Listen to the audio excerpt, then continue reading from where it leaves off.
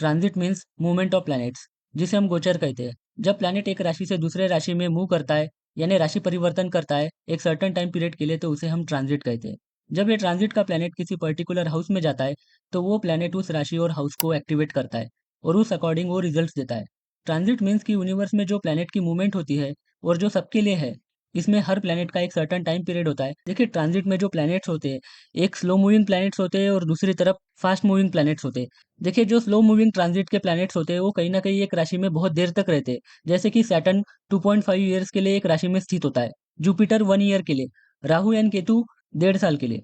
तो इस प्रकार से जो स्लो मूविंग प्लैनेट्स होते हैं वो कहीं ना कहीं एक राशि में बहुत लंबे समय तक रहते हैं, और कहीं ना कहीं लंबे समय तक रहने के कारण ये कहीं ना कहीं हमारी लाइफ को बहुत ज़्यादा प्रभावित करते हैं।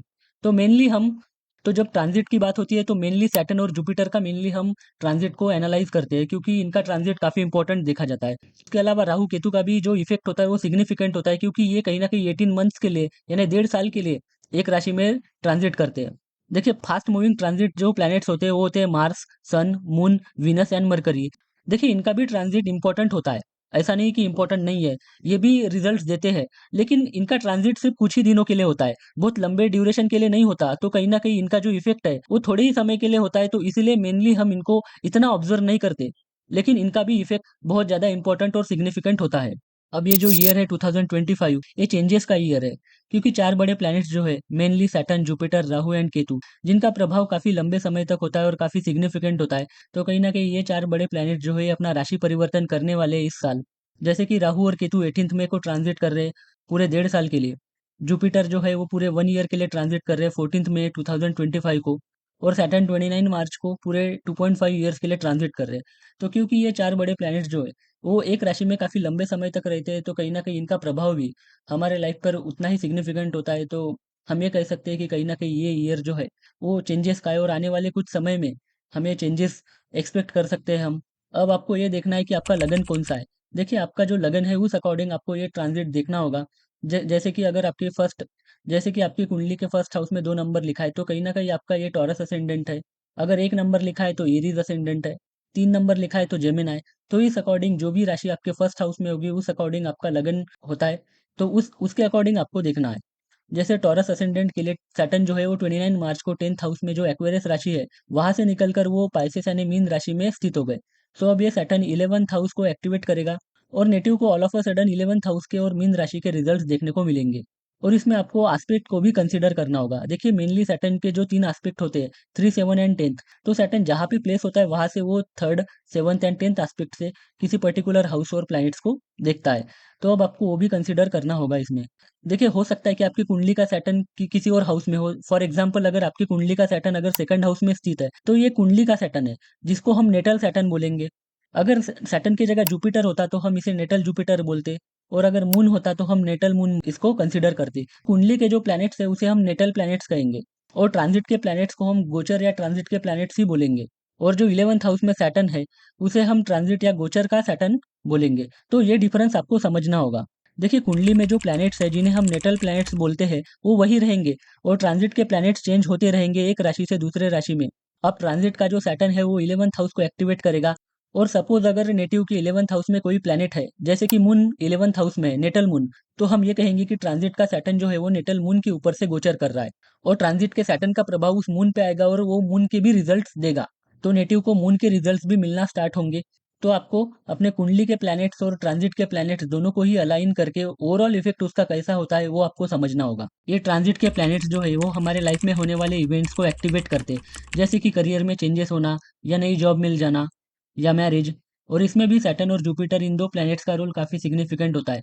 इनके पास 3 एस्पेक्ट भी होते हैं, और जहाँ पे ये प्लेस होते हैं वहाँ से ये 3 एस्पेक्ट के द्वारा किसी पर्टिकुलर हाउस और प्लैनेट को भी देखते हैं। तो कहीं न कहीं इन 2 प्लैनेट्स का रोल जो है वो ट्रांजिट में काफ़ी इम्पोर्टेंट माना जाता है।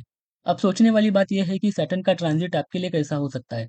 देखिए, इसमें आपके लगन का इम्पोर्टेंस होगा, क्योंकि सैटर्न आपके लगन के लिए किस हाउस को रूल करते हैं वो देखना ज़रूरी होता है।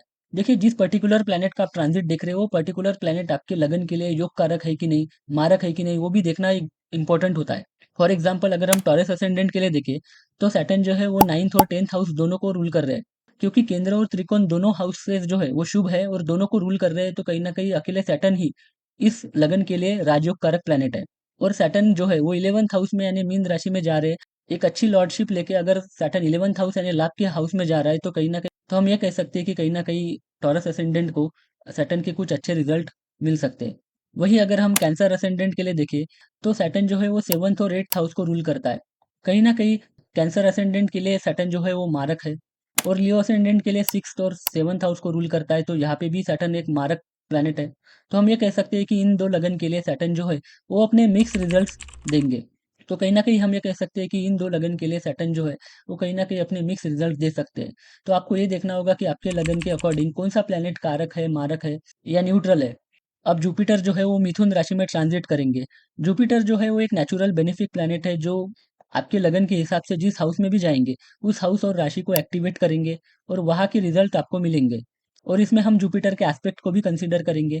क्योंकि जुपिटर एक शुभ प्लैनेट है, तो हम ये कह सकते हैं कि कहीं न कहीं उस पर्टिकुलर हाउस और प्लैनेट की शुभता को भी वो बढ़ाएँगे। और जिस प्लैनेट के ऊपर से गोचर करेंगे, यानी किसी नेटल प्लैनेट के ऊपर से अगर वो गोचर करेंगे तो उसके भी रिज़ल्ट आपको मिलेंगे।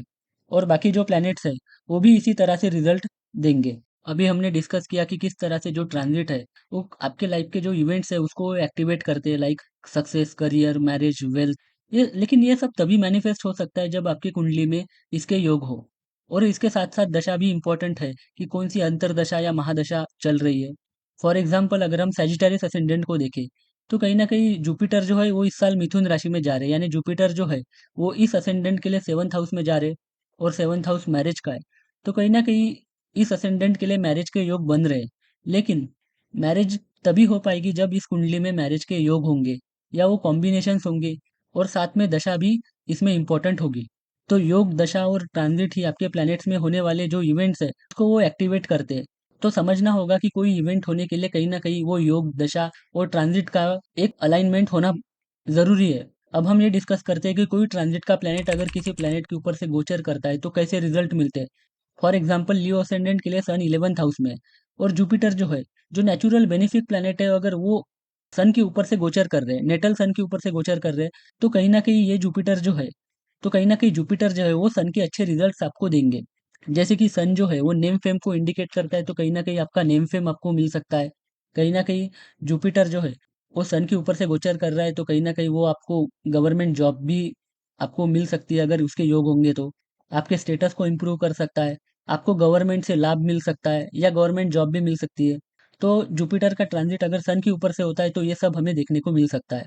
तो आपको कुंडली में बैठे हुए प्लैनेट्स और ट्रांजिट के प्लैनेट्स, इन दोनों को ही प्रॉपर्ली अलाइन करना होगा। सो इस तरह से ये ट्रांजिट जो है ये आपको समझना होगा। सो आई होप कि ये ट्रांजिट कैसे होता है, क्या होता है, आपको अच्छे से समझा होगा। Thanks for watching.